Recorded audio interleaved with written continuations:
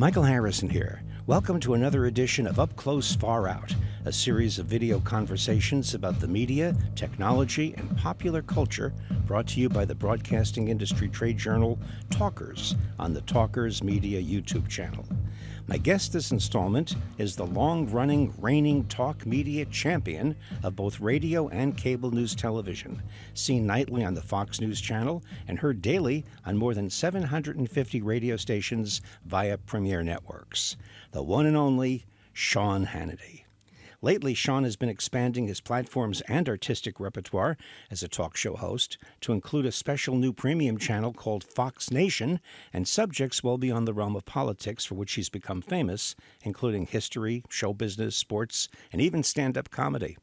I recently caught up with Sean and recorded a personal, candid conversation about his life and career, as well as the launch of a new 4-part program he hosts titled Wanted, Dead or Alive, about famous bandits and bank robbers of the early 20th century. It can be seen on a digital platform called Fox Nation. Here we go. Sean Hannity, it's great to be with you. You're looking great as always, you handsome devil. Well, you're looking great. I like the new look. A little facial hair, looking pretty. A lot of swag going on there. Great to see you. For people that don't know our relationship, I want them to know. I first spoke to you when I was a local host somewhere between 1990 and 92 in Huntsville, Alabama. Now, and I started at Fox in 96 after a 4-year stint, 2-year stint in Huntsville, 4-year stint in Atlanta.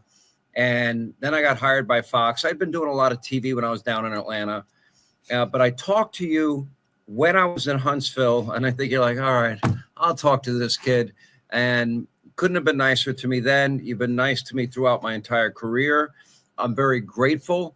But I'm most grateful not about our relationship, which is special, but the fact that you have been in the forefront of being a champion of freedom of speech, regardless of what politics are involved. You didn't care. You would defend Howard Stern. You would defend Don Imus. You would defend Sean Hannity and Rush Limbaugh and Mark Levin. You would defend people on the left. And your attitude was, no, I'm a purist when it comes to free speech. You've been consistent through all these years that I've known you. Believe it or not, in October, it's going to be my third. I will have completed 30 years on the Fox News channel. And you and I both know back then when I spoke to you that if you would have bet that I'd still be here today in the position, that I've been blessed to have, that was a bad bet. I wouldn't have bet on myself being still here. I mean, do you realize that, to timestamp this, you and I are doing this on Tuesday, July 15th. The show that we're going to talk about in a moment debuts tomorrow in our real time on July 16th. This will probably be posted the 17th, 18th, or 19th. And but we are celebrating this week the 35th anniversary of Talkers Magazine. 35 years. You're in tandem with the Fox News. And you now, can you imagine for me the gratification and the pride that I have in your career, because you don't have just a normal career. You're our number one ranked host in America, and that is based on a real tough set of criteria. Let me tell you, we got amazing competition. I love the fact that you have such a diversity. Look, I would be lying if I didn't say I don't like the word. I don't like the word proud. I just don't like it. I'm grateful. I'm grateful that we have built up the radio show, and radio was my first love. I still love cracking that microphone every day. The feeling I had from day one still exists, and we're now on, I think, 760 or 65 stations around the country. I didn't think that was possible. When I started in talk radio, Michael, there were 200, 250 stations. I started in 1987. I guess I'm kind of aging myself here. And again, I'm just grateful. You have been a very, very strong supporter of the medium, of what goes behind it. We have been on the front lines, I think, in terms of new media. And I know that's not what you want to talk about, but I think it's important that people understand the role that you have played and Talkers has played in helping so many people's careers, including my own. I'm very grateful for your friendship. It's great to be back with you. We don't talk enough, and I like your new look. It's pretty hip. Thank you so much. Thank you for the kind words. Okay, so let's jump into this, because we've already established you have this marvelous career in what I guess we used to call traditional talk radio and traditional cable news talk television. You're the champion of both venues. We're not talking about successful. We're talking about the top overall picture. You're an amazing broadcaster, and I congratulate you for that. And now what we are here to talk about is this Fox Nation venue, which is a manifestation of modern times. I mean, it's not anything like the radio stations or TV stations that you and I grew up with. And you have a new show, Wanted Dead or Alive, which looks back at kind of heroes and anti-heroes of 100 years ago, which is very interesting. But real quick, well, let's save it for the end. I'll ask you what Fox Nation is, and then we can get people signed up. Or you want to do that now? Well, let me maybe give you a little foundation. Mm-hmm. I love what I do every day. I don't consider it work, although I work hard. Mm-hmm. I've always known I'm not the most talented person on radio or TV, not the smartest, not the funniest, but I was never going to be outworked by anybody. So I work harder, and I do a lot of research. I put my time in. I don't care how naturally talented you are. If you don't do the work behind the scenes, it will show very quickly. You can get away with everyone's got a couple of talk shows in them, but if you really want longevity, and in this business, as competitive as it is, you better put the work in behind it. I love what I do every day. However, when given the opportunity, what we have here with Wanted Dead or Alive, it basically is a sequel to the first series we did, which is Outlaws and Lawmen. And I love doing it. We went out to the set of Tombstone, where the movie Tombstone was shot. And I mean, it was like, for me, it was shooting a movie, and painful in a lot of ways, because I'm used to cracking the mic, boom, you go. There's no retakes. You can't take it back. You screw up, you can't take it back. You do something brilliant, you probably can't repeat it. And so that was a whole new experience for me. I love the fact that Fox has provided me an opportunity to stretch and do things that I'd never done before. We also started on Fox Nation a podcast, long form, very little politics. Sly Stallone and his wife Jennifer, that was fun. Stephen A. Smith, that was fun. Jillian Michaels, that was fun. I did people like Gary Brecker and Jillian Michaels, and I can't even begin to name them all in the health space. Montel Williams came in. One of the most amazing things is when you hear people's life stories, and so many of these very successful people had the most difficult, traumatic upbringings ever. Now, for me, I enjoy it. It's new and it's different, and I love doing it. I don't know why I love doing this series now, part 2. I love doing that too. We also did a comedy show a couple of weeks ago. It actually, on this very day, this morning, it broke on Fox Nation. It was called Punchlines and Patriots, and it was me and Jimmy Fallon.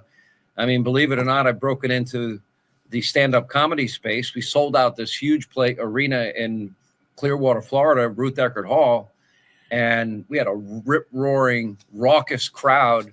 And I did the comedy show, and then I host the Fox Nation Patriot Awards, and I do a lot of comedy in that too. So I like stretching myself, branching out, Michael, and the fact that Fox gives me that opportunity is a great blessing. Comedy is scarier than politics. Stand-up I haven't bombed yet. I was going to say stand-up. I dabbled in it in the early days of my career, in my early 20s. Yeah, I was on a New York radio. I played a couple of the comedy clubs, kind of an extension of my theater background in college, and I found it terrifying. I ran like hell. Really? You're a broadcaster. That's the one area that the audiences are rough. And if you're playing in a place where they sell a lot of alcohol, No, you want the alcohol sold, because yeah, then the jokes are that much funnier. I'm like all in favor. I'll, Give people an extra hour before I I'll come out. save my story for you.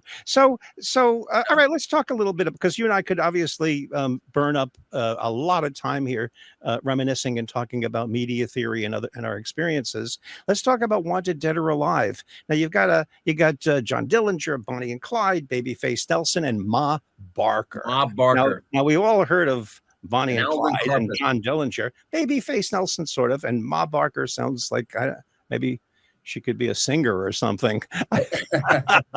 She can, but let me tell you, she might be the darkest figure of all in many ways. What I really loved, let me step back. What I loved about Outlaws and Lawmen are you got the good guys and the bad guys, right? Classic good versus evil. And this is like the next generation of it.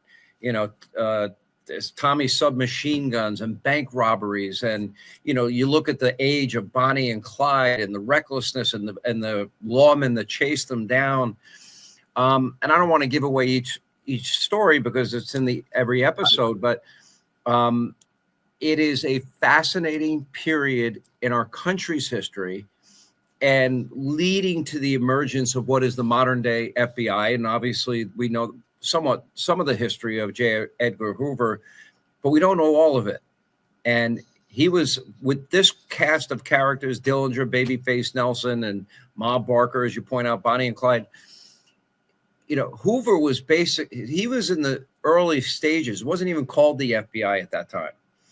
And so it's this new federal agency. And I will tell you, finding these outlaws, bank robbers, it was much harder than they thought. And these guys were good at evading and burning. And eventually most of them were brought to justice. And there were a lot of heroes in the process, and people that also lost their lives in the process. So the history of it is what I loved. And in the process of doing both Outlaws and Lawmen, and now Wanted Dead or Alive, I feel like I'm learning something that I had no idea I'd be that obsessed with, because as I get involved in it, I become obsessed with it. Well, that's fascinating. So you're going through your own educational experience. But you talk about heroes. You talk about the birth of the FBI. A lot of this has been glamorized over the years, and I have no idea. Even though you like my new look, I have no idea. I don't like it. I looked like in 1929.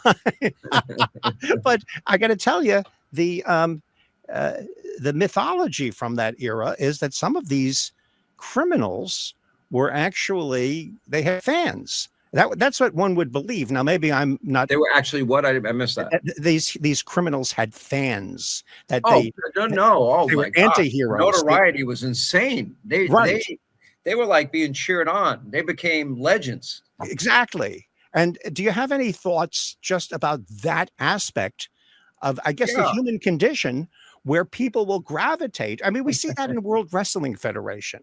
Vince McMahon learned that years ago. Don't have good guys and bad guys. Have bad guys that people like and bad guys that people don't like. You're right. Am I right? You're so right. And I don't want to give too much of the series away. Right. But the notoriety that many of these gangsters, murderers, bank robbers, bootleggers, that they got was incredible. They were legendary. It went nationwide at the time, and they developed a cult following, if you will. There probably is there are modern day examples of it. Think of the guy that shot the United CEO, healthcare, the United Healthcare CEO. Right. Why is this guy become a cult hero? I would argue among the left, but we'll save politics for another day. Why are women sending him long letters in prison? Why does he have to tell women, please don't write his long letters because I can't go through them all? How does that happen? It is very similar to what we're seeing now is similar to what we saw then.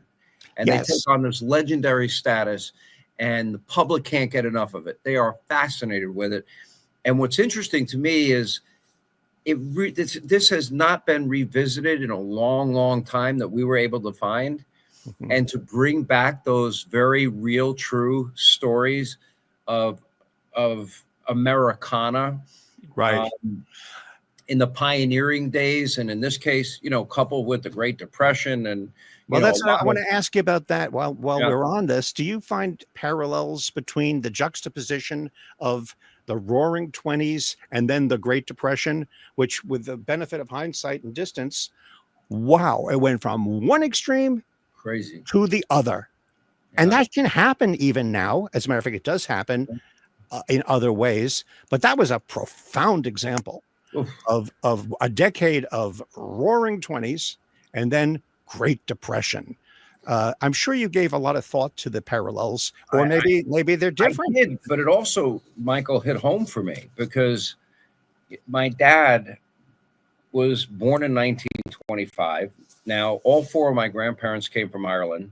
They came here with no money.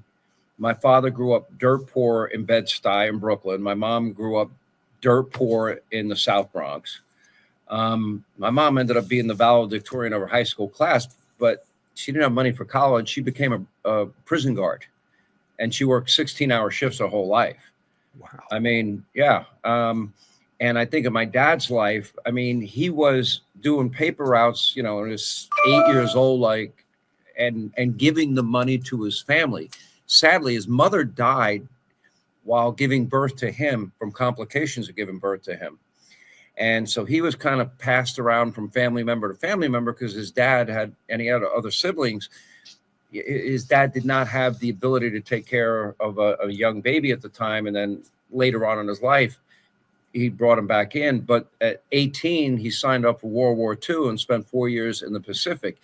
Michael, it was when you think of, or whenever I get to a point, oh, my life's so hard, or I'm complaining, or I'm tired, or I'm whiny, I hate that side of me because I have no right to be that way, because I know their lives were so much tougher. I didn't live through the Great Depression. I didn't spend 4 years in the Pacific not knowing if I was going to come home on any given day. That is the greatest generation, never to be duplicated. And I appreciate all of it in toto because I know that I stand on the shoulders of my parents, that stand on the shoulders of my grandparents that were pioneers, and that had, they lived in poverty. When I started out my adult life, I paid my own way through college because I had been working, and then I had to drop out. Then I go back to college and drop out. Never finished. And by the way, I realized it's the best thing in my life that I had to work for everything, wouldn't take a penny from my parents. But they gave me that work ethic because I watched it, witnessed it, and it was ingrained in me. My parents didn't have a problem when I was 12 years old washing dishes in a restaurant, and 13 being a cook in a restaurant, and coming home at 2:00 in the morning. At that time, I'd have two St. Pauli girls after work and fly home on my bicycle. But they knew I was working. That's all they cared about. It was a big deal to get out of the South Bronx, Bed-Stuy, Brooklyn, into a 50 by 100 lot house with 4 kids. I had 3 older sisters, 1 bathroom, which by definition I'd say is hell on earth because they lived in the bathroom, makeup and hair and all that stuff. But right. But in all kidding around, I mean, those were, what my father used to say, Michael, brutal, tough times. They knew soup lines. They knew people on soup lines. One of my favorite movies is Cinderella Man. Yes, I love that movie. Right? I mean, I love that movie. I think that movie is an underrated classic. Yeah, agreed. It captures so much of what we're talking about. And I'm not going to tell the story, but anybody listening, we're talking about that era, right? Yeah. Oh yeah. Check it out, folks. Cinderella Man. It's a real rags to riches. I can do it. Willpower. True story, by the way, based on a real boxer out of New Jersey, the Bulldog of Bergen. And one of the most, I dare anybody to watch that movie and not cry. Absolutely. When the main character, who's Russell Crowe, a great boxer, down on his luck, as they used to say, common phrase back at the time, and to turn the lights back on to be able to bring his kids back home, he had to go to all the people that he had worked with in boxing but had been injured a number of times, asked them for $18 and some odd cents to put the lights back on so he can get his kids home, and how horrible some of those people were. But then he became, true story, a world champion. Yeah, he won the championship. The heavyweight championship of the world. It was a real Rocky. It was really It was the real Rocky. So wrapping it up, because again, we can go in so many directions. It's challenging. Michael, we have had private conversations that have gone on 3 hours, so this is nothing. But how does it feel? You've established yourself in the world of politics, and of course, as you know, because I know, people that know that you and I are friendly and know each other for years, to say the least, that could get me in any door in some circles, and it gets me thrown out the door in others. Because some people only see the world through politics. They don't realize, in some cases, the person with whom you really disagree on a deep level is actually a nicer person than the person that you agree with, that you think is so wonderful, because you have this commonality in this little sliver of the bigger piece of life called politics. The reason I am not that political is because I'm a broadcaster at heart. I wouldn't comment anymore on somebody's choice of music. If they're playing music, I wouldn't say, how could you play that lousy music? I mean, I just love the fact that we have the system. But how does it feel now at this stage of your success and your accomplishments and your image to start to be doing stand-up comedy with Jimmy Fallon, or to be interviewing Sylvester Stallone, or hanging on mic and camera with Stephen A. Smith? I mean, how entangled is that left-right thing? How are you feeling about all this? I don't spend a lot of time thinking about it. I don't even think, in my mind, I don't ever think I'm successful. It may sound bizarre. I will tell you, for most of my career, I always believed I was doing my last show. Just had this natural. When you are successful. I mean, maybe that, to some people, they wouldn't believe that, but I always felt that way. And at some point, somebody would take it away. If you're asking me, like, people ask me all the time, what do you like better, TV or radio? That's the wrong question for me. I love the totality of it. I love new challenges. Going to the set of Tombstone for Outlaws and Lawmen, that was a new experience for me, and I felt like I had to rise to the occasion. Doing this follow-up series was a challenge for me, and I wanted to rise to the occasion. Doing stand-up comedy, I want to rise to the occasion. Finding time on, I'll find 2 hours on a weekend to prepare a podcast interview. I want to rise to that occasion, and I just love it. If I did, I'll backtrack and give you an example. We both knew Rush Limbaugh really well. And, his brother David has represented me my entire career. His niece is my personal assistant. I've always been close to the family. There's nobody he was the Babe Ruth of talk radio. We can never replace somebody like Rush. I said that at the time of his death, and I meant it, and I mean it now. He is irreplaceable. He had an ability to see things like nobody else would see it, and articulate it in a way that was fun, funny, entertaining, informative, all the things you want in a broadcaster. But we learned a lot about Rush in that last year of his life, didn't we? Because I know for a fact he was taking on the most brutal cancer treatment you could imagine. And, we've all seen, the movie Bucket List with Morgan Freeman and Jack Nicholson, right? Well, now we learn what Rush Limbaugh's bucket list was. What was his bucket list? When he got just barely well enough, and I mean barely, because people around him would tell me he could barely get through his 3-hour show. but his bucket list was to do what he was doing every day prior to the, advanced stage 4 lung cancer that he had that eventually killed him. And that was to be with his audience and perform, because that's what he was born to do. I'm not comparing myself to Rush in any way. I just have the same passion for broadcasting that he does, that you have. And frankly, I looked at your heavy 100 list that all the people on that list have. We do this because we love it. We, in many ways, some will admit it more than others, we're blessed to be able to do it. To challenge myself and stretch at this stage of my career is beyond rewarding for me. And I want to stretch further. I'm open to doing whatever Fox wants me to do. Well, if they call and say this, sure, done. I just want to do it. You sound like a more seasoned version of that young kid that I met 30 some odd years ago that sort of jumped out of the telephone and never left. Yeah, I bet. You're probably like, wow, this kid's annoying. I knew right away. I knew right away. You get a sense of these things. It's so easy to say no to everything new, because most things that are new are not going anywhere. And if you say yes to everything, you're going to wind up, pushing a lot of losers and things that don't work out. It's not missing the ones that are real.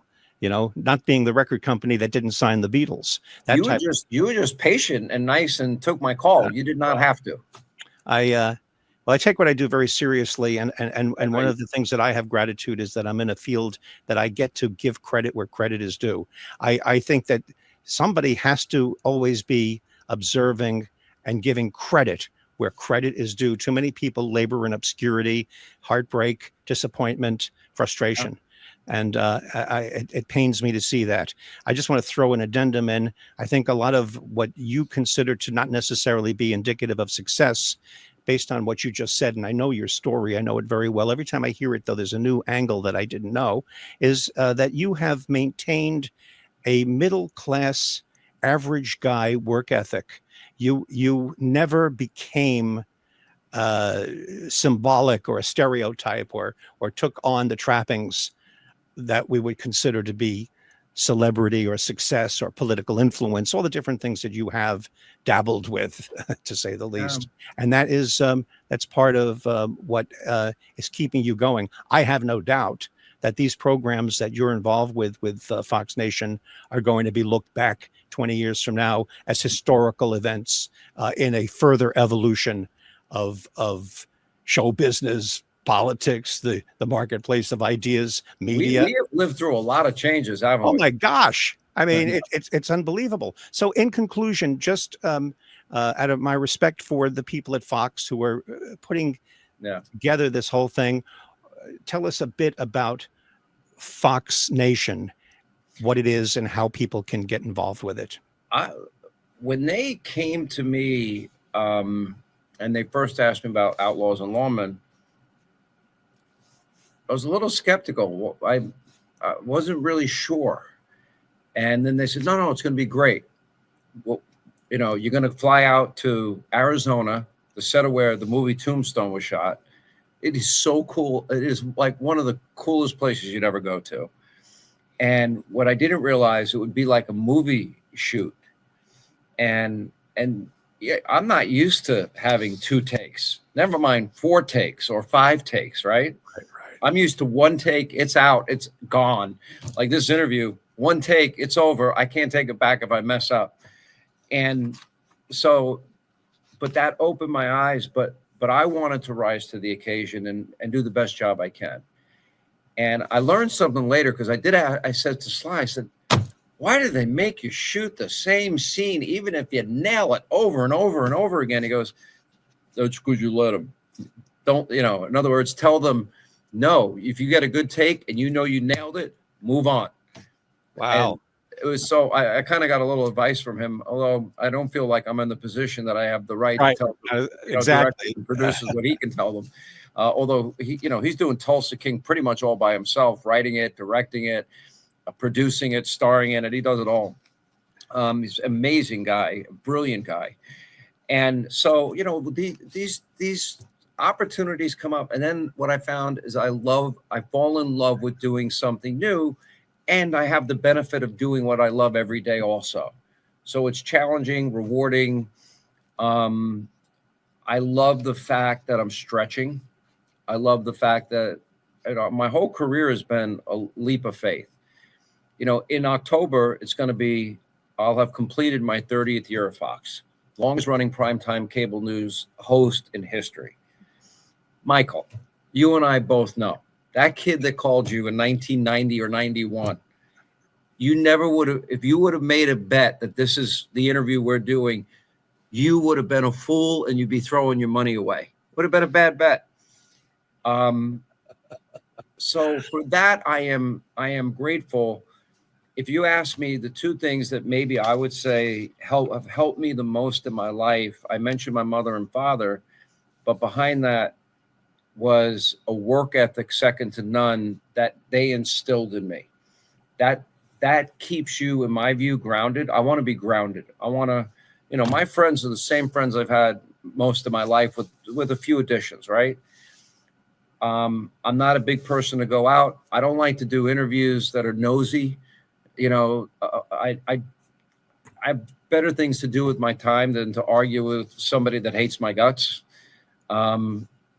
And I just doing what I do every day is what my passion is. And I live, eat, breathe, sleep it. Now, I'm not the best person to vacation with, because every second you're not looking, the people around me, I'm on my phone working.